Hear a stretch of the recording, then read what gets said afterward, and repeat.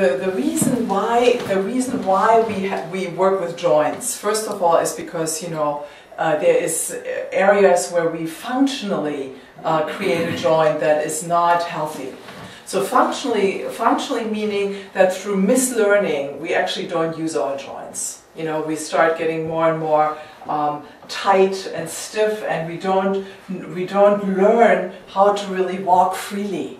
You know, to let everything sort of relax when we walk. You know, many times we hold ourselves tight. You know, whether in the neck or in the shoulders or in the chest or in the knees or in the ankles. We just simply don't walk through our joints. So functionally we can create disease by not using our joints in the way we should. So when you're working later on with people, that's going to be one of your major points, to re-educate people how to walk through our joints. And many times they won't know. People really don't know, so you have to show them. You have to show them how to walk, heel sole toe bend, so that joint can open up, huh? Or can you relax your torso, right?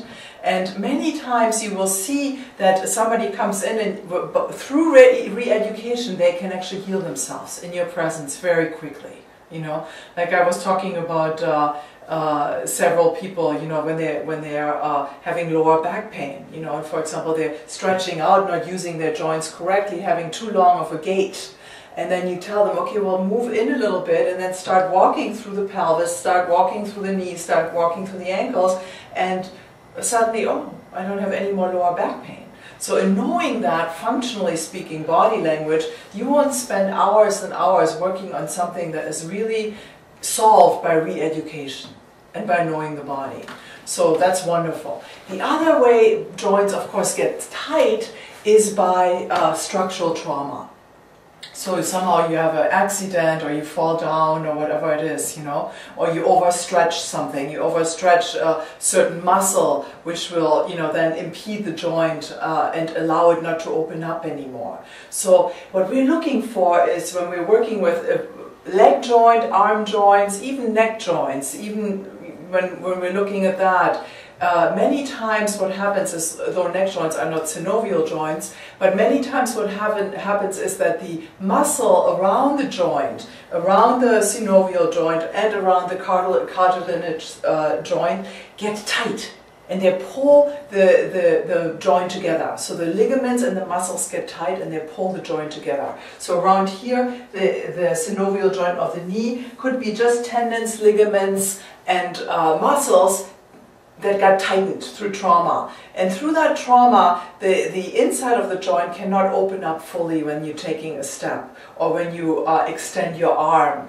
or when you reach for something with your hand. So that joint is kept from opening up fully because those muscles and ligaments are tight around it. They're actually squeezing it. They're working like some kind of, you know, saran wrap around the joint, keeping it tight, not allowing it to open up. So there, initially you use the subtle touch, you know, that we learned. So you know, when you're working with the wrist, you use the subtle touch, and many times, you know, the ligaments and muscles will start to loosen and allow you to go deeper into the joint capsule. And once you're coming into the joint capsule, you actually have, since there's fluid in that joint capsule, the synovial fluid permeating the cartilage, that fluid has a pulsation.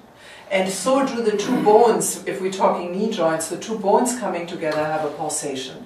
So they have sort of like a spiraling, pushing in and pushing and pulling out quality, so that you, once you really listen to that intimately, first of all, you're going to find an unwinding movement in the inside of the joint, like you did yesterday. You know, already you can feel it like click, click, click, click when you work on there. That's the inner unwinding movement.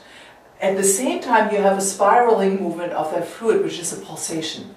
So in actually every time that we discuss a different module, you'll find yourself doing all of the above of what we discussed before. And then in the last two modules, we'll bring in how to work with the emotional body and how to work with the mental perceptions of a person on the table, and how do we engage, you know, from speech and being present and all that.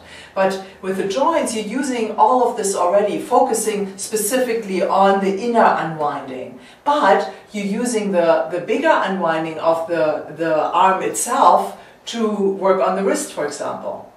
So you're using the peripheral unwinding, trying to retrace itself, the arm, and you're slowing it down a little bit, but you're using that to check out different angles in the wrist joint or different angles in the leg joint. So when you start working with the leg, for example, and you're working on the ankle, the leg, because there's incomplete experiences stored in the leg, body memories, the leg will start to want to go into a certain preferred direction and retrace itself. Of course, you're not going to be, if you focus on the ankle, you're not going to allow that at the moment. You want to stay more specifically focused on the ankle. So you're going to use that movement of the leg by just holding it back a little bit and allowing it to specifically translate into the ankle going into different places. Yeah? So it's easier that way. So the ankle in itself, inside itself, has a specific way of already wanting to unwind itself. That's the first thing you're listening for when you're working with the joints. The second thing is the inner pulsation. The inner, like pushing out and pulling you in sensation, you know, pulsation. That's what you're looking for as well when you're working with ankle or toe or knee or hip. And a slowing down of that unwinding movement, you know, so you're actually looking at, okay, which areas of the joint are spongy and shock absorbing and free and alive, and which areas are stuck. Where is there calcification happening inside the joint? Where do calcium deposits have to be flushed out?